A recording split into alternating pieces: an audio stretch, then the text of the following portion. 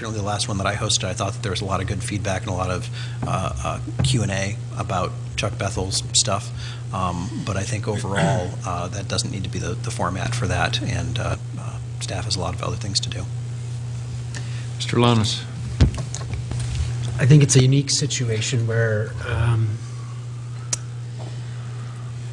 we have one of the most consistent criticisms, or at least feedback, that we have heard is that with some changes or with perhaps the makeup of the new council, that we're perceived as less approachable, so that to just dismiss this entirely would be probably ill-advised. I just think that there has to be some sort of restructure here, because there's a big elephant in the room, nobody wants to talk about it, and that is that nobody in the staff likes to go to these things. I mean, if it's your turn and you drew the short straw and you get to go to these things, as they sit today, in the last several, they're very political in nature. And Mr. All's report, he said, the staff does such a good job of staying out of the politics that they're being brought into this meeting as it stands today, where a lot of the topic happens to be very political. And so I think it puts the staff in an unenviable position as it sits today. I would share Councilman Juniman's sentiment about doing more of a very targeted town meeting where there is a topic, and that there is some time, energy, and resources put behind publicizing that particular event. If that event could be, you name it, anything on the upcoming agenda, whether it be a budget discussion, and we literally do a mailing or a phone banking or something to help draw up some awareness of this particular meeting and inviting people to this, I think that would have a more balanced, more representative group of residents that, as Will talked about, maybe aren't as closely following the ongoings of the city, but could benefit from having some information, or at least an opportunity to talk with us, because it's our goal to survey and to solicit input, and we need to be providing more opportunities for that to happen. And so I would be in favor of making more of a topic-centered format where we're going out of our way to publicize this, to create more of a forum, a town hall sort of meeting. And there was another discussion, and I'd certainly be welcome about this, is that in that situation, I would advocate that we televise it. In today's setting and format, I would be just very much against it, because it just, as was talked about, there's only a handful of people that come to that, and they come to everything, and half of them will be here tonight. And so they get a chance to come up to the mic, and they get that time, and then we're going to put that on television again for this set. It just, I think we've given, in my opinion, some individuals way too much attention and spotlight, and I just assume not give them another opportunity to bash the staff, bash us. That's my 2 cents. Any thoughts, Marv? I like the idea of going quarterly. And I like your idea about televising it, because part of the thing is you want it to be casual so people don't feel intimidated. If you put a camera on them, they're going to feel intimidated. They might not want to be as open as they might be. So I like the idea of going quarterly and making it more casual. Kathy? If we did that, it was my thought that perhaps we could either do like the mayor goes to all 4 and then we rotate 1 each, or we could do 2 people do 1 and then the other 2 people the next one, and then 2 people do 1 and another 2 people the next one. If we all 5 gang up, so to speak, it starts to look like one of these meetings, whereas if there's fewer of us, it's just your ability to be more casual and more informal, and yet hear people is there. It's a great idea. I like it. There's 2 people, no more than 2. That's open meeting, no issues then. Well, yeah. I was thinking that if the conversation went the way of a quarterly thing, that then at least I would say, unless you didn't want me to, that I would make it so that I'm at every meeting. Yeah, and then we rotate. So, Yeah.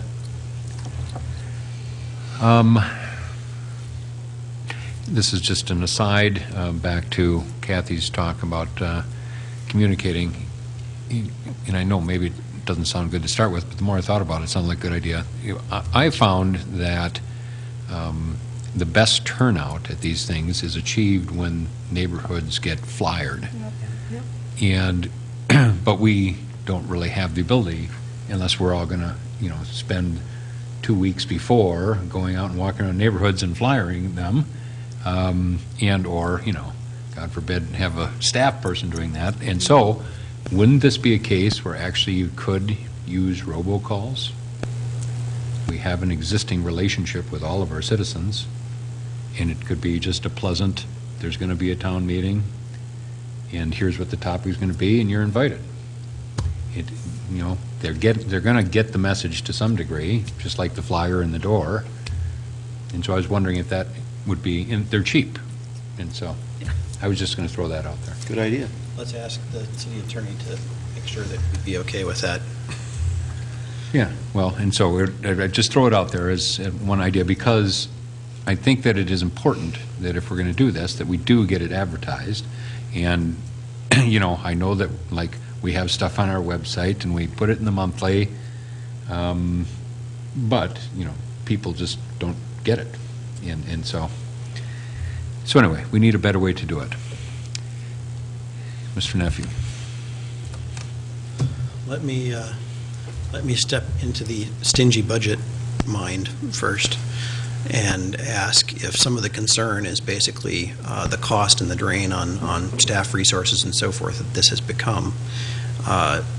If we went to a quarterly but much bigger production, it sounds like unless we can, as council members, do a lot of planning work ourselves and preparation, that we're still talking about putting a lot of staff effort into it. And obviously the goal would be for it to be a different thing.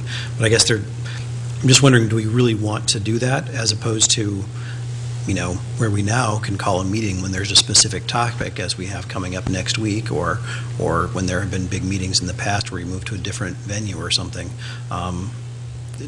Does that make kind of economic value sense for us to go looking for reasons to call a bigger meeting and make a bigger to-do on a quarterly basis? Maybe it does, but I don't know. I'm not entirely sold on that. The one advantage of what has been going on is it doesn't have to really cost much to just come in to the Maplewood room, and in theory, I don't think the city manager would even have to be there. Oh, yeah. Well, so my question would be, what is it that you're envisioning the staff would do? Because I'm not. Well, if you wanted it to be a larger event, if you're talking about doing more for arranging robocalls or something like that, that still requires some kind of coordination.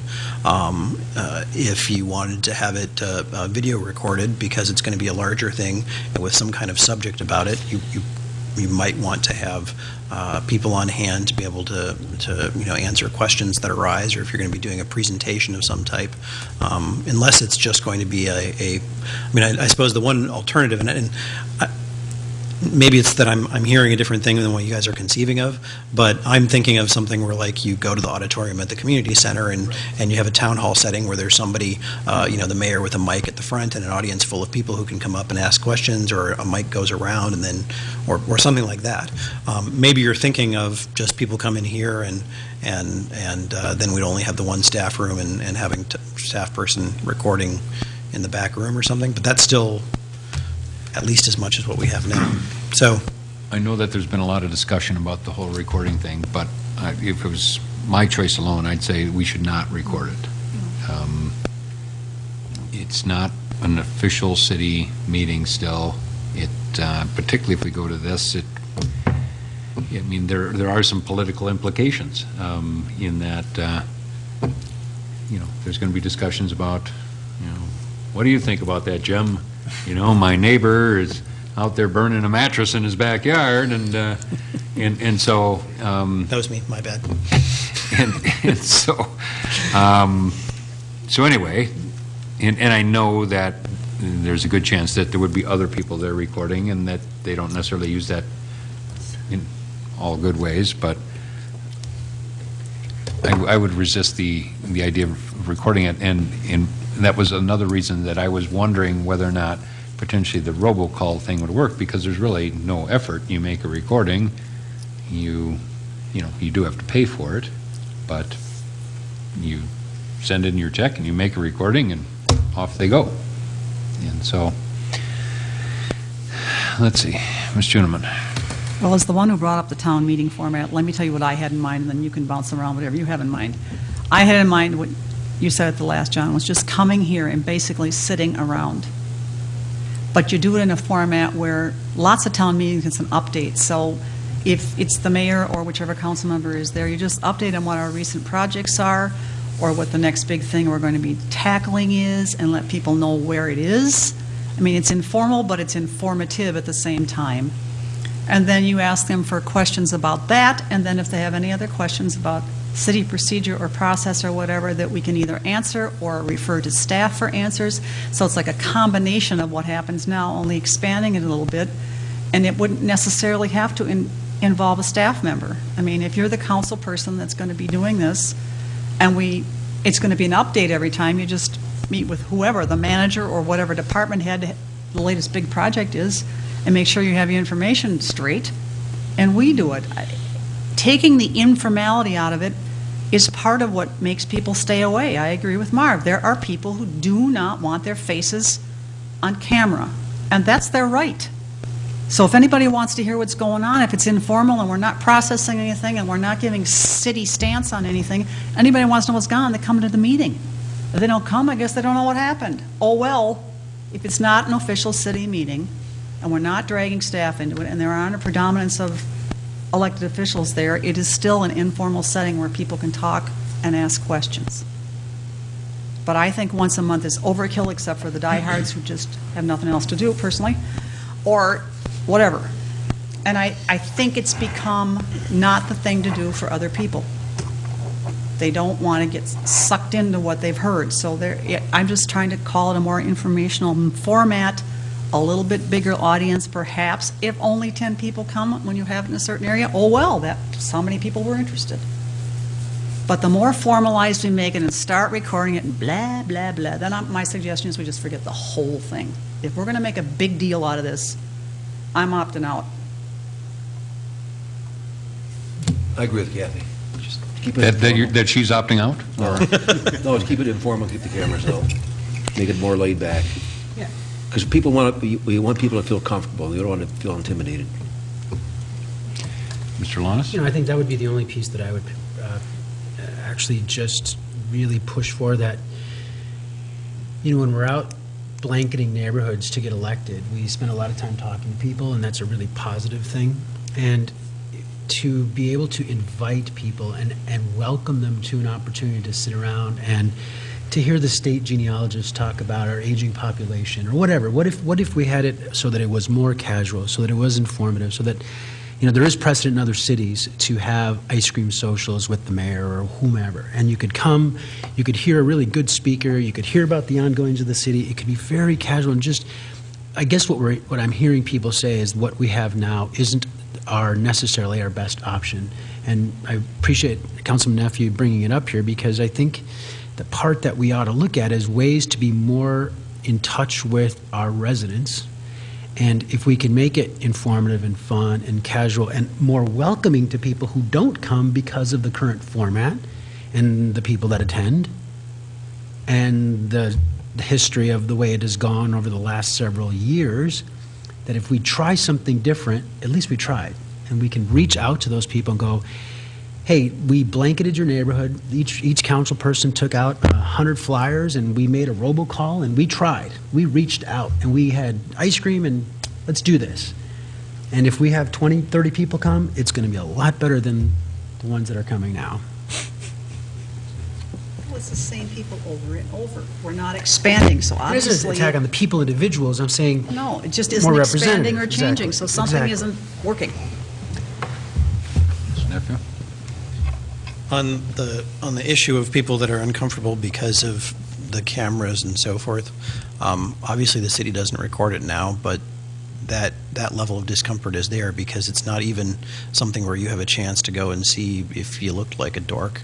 It's some person you don't know standing over there with a camera zooming in on whose ever face or what have you. So the question I guess that I have is that if that is a big thing that's a big turnoff to people, this change in format's not going to make that go away. And so, People have a right to ask not to be filmed.